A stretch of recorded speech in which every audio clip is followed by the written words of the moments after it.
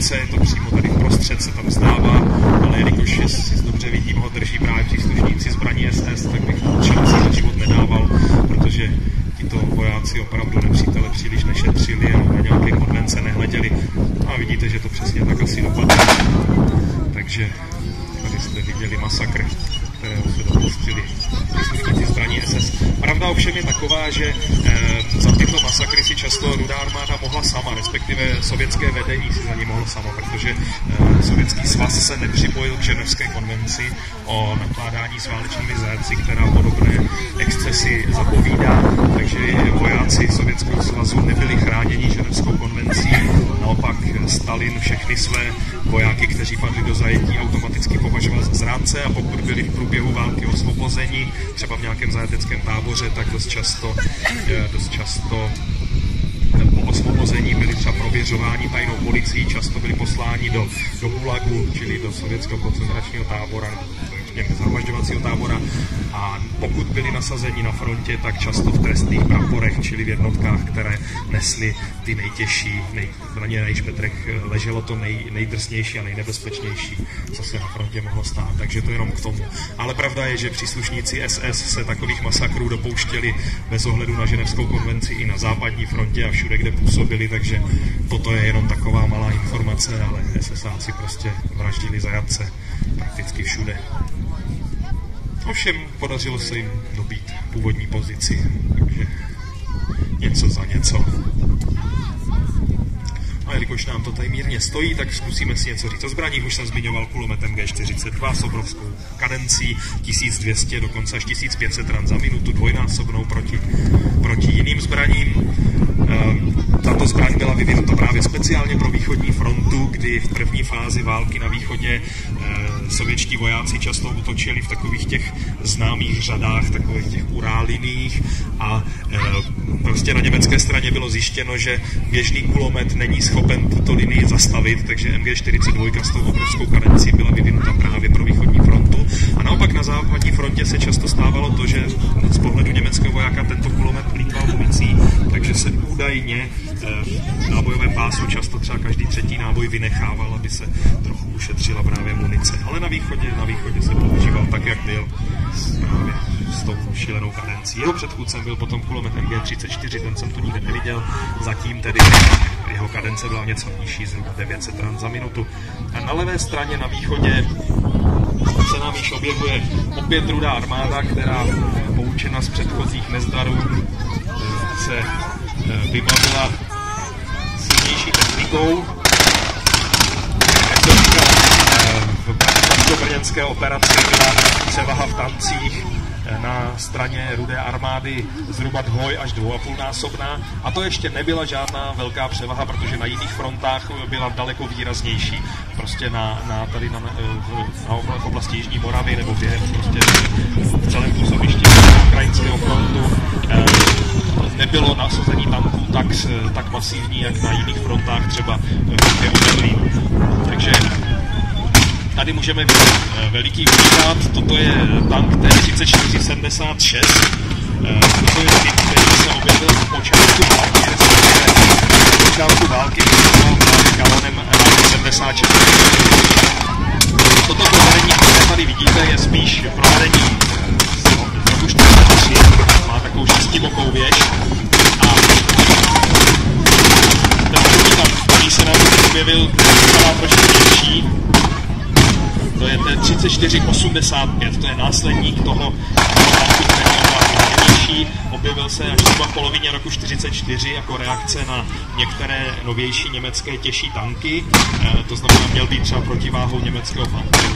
Můžu říct, že nedosahoval, řekněme, kvalit německých tanků, ale zase s ohledem na to, že byl poměrně jednoduchý, tak se měl objevit v takovém množství, že tu kvalitativní převahu vyrovnali kvantitou. Takže tento tank se oproti svému předchůdci T-3476 lišil za prvé větším kanónem, ten starší má ráži 76 mm, ten novější má výkonnější ráže 85 mm, čili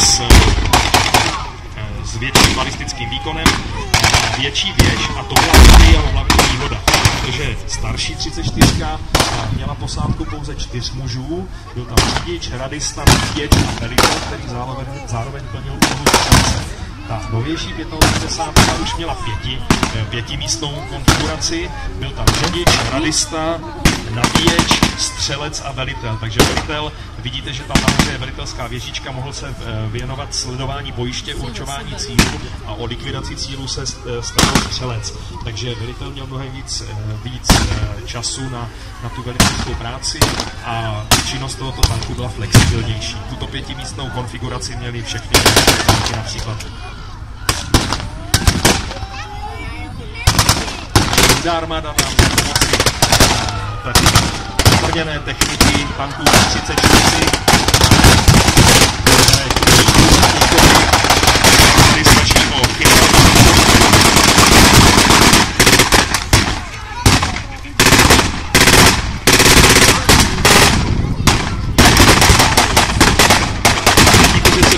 i letní obrněnec DA-64.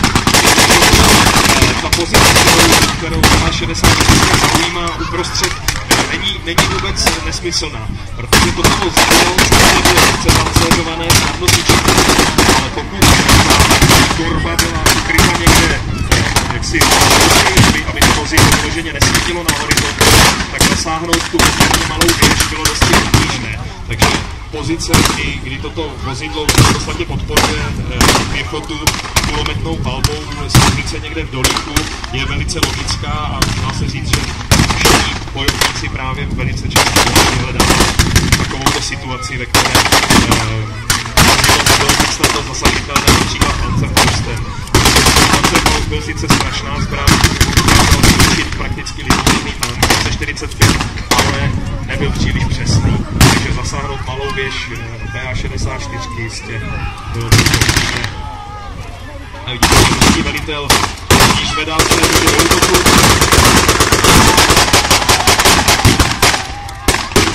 Známá ruská vláda.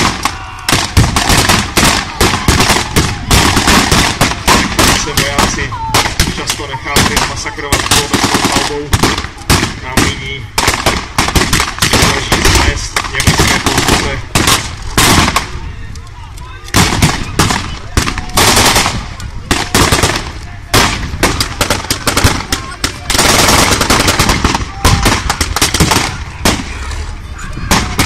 A tanky se nám opět dávají do opět nemyslíme si, že tanky vždy postupovaly v čele. Ono právě v té závěrečné fázi války, kdy byly k dispozici lehké ruční s vysokou účinností, jako byl ten zmíněný Panzerfaust nebo jeho varianta Panzerschreck nebo obdoba Panzerschreck, tu chvíli tanky potřebovaly velice výrazné krytí pěchotou. Znamená, tanky vždy postupovaly nebo snažili se vždy postupovat za pomoci krytu pěchoty, která likvidovala všechny ty nepřátelské Panzerfausty a podobně. Takže tanky kryly svou pěchotu proti kulometům, likvidovali kulometní střela a naopak pěchota kryla své tanky před tankoborníky a likvidovala skryté střelce Panzerschrecku a podobně. No a vidíte, že teda tanky se nám pohybují v místnosti, která už je jednoznačně očištěna od německých pěšáků, tak tam se tank nebojí jet a postupuje.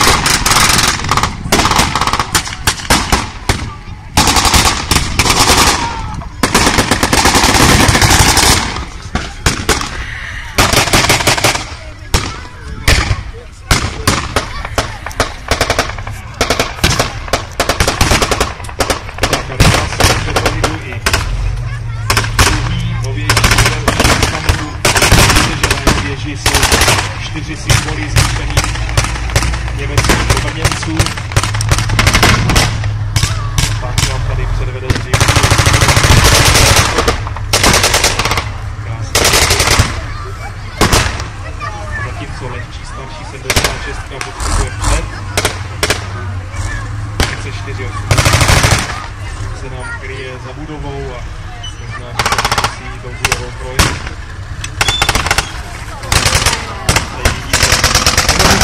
Opět není nic úplně nesmyslného.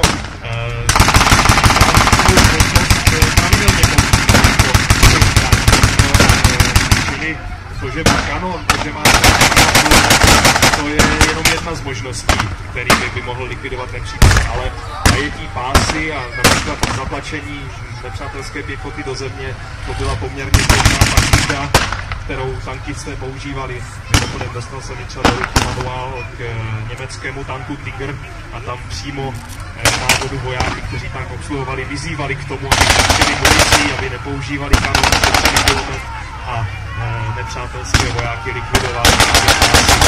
Takže vidíte, to, co jsme tu zahlédli, to nebylo nic neobvyklého. A vidíte, že na pěchotáru armády vojáci 2. ukrajinského frontu dobývají poslední pozici, kterou Wehrmacht drží a jeho technika se navíc stáhla dozadu.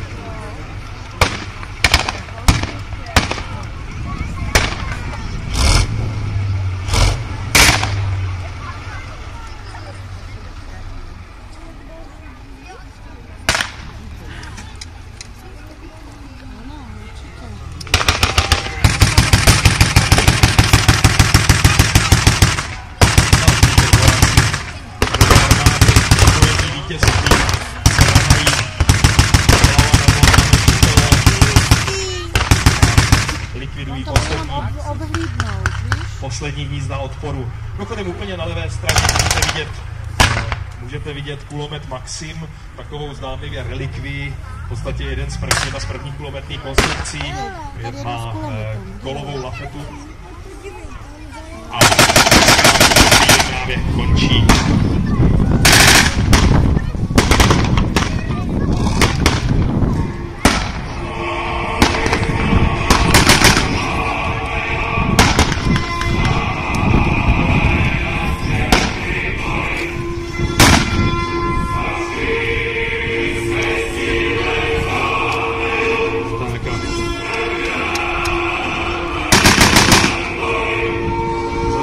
Slavné písně Svěřčená vajna, v překladu Svatá válka, která vojáky Rudé armády provázela od prvního protiútoku pod Moskvou až k branám Berlína. Nám první ukázka končí. Vítězové z řad 2. ukrajinského frontu maršála Rodiona Malinovského slaví. Myslím, že se nám tady zhromáždí, budete si je moci vyfotografovat. A ač možná do této písně se to nehodí, tak si dovolím rychle upozornit, prosím,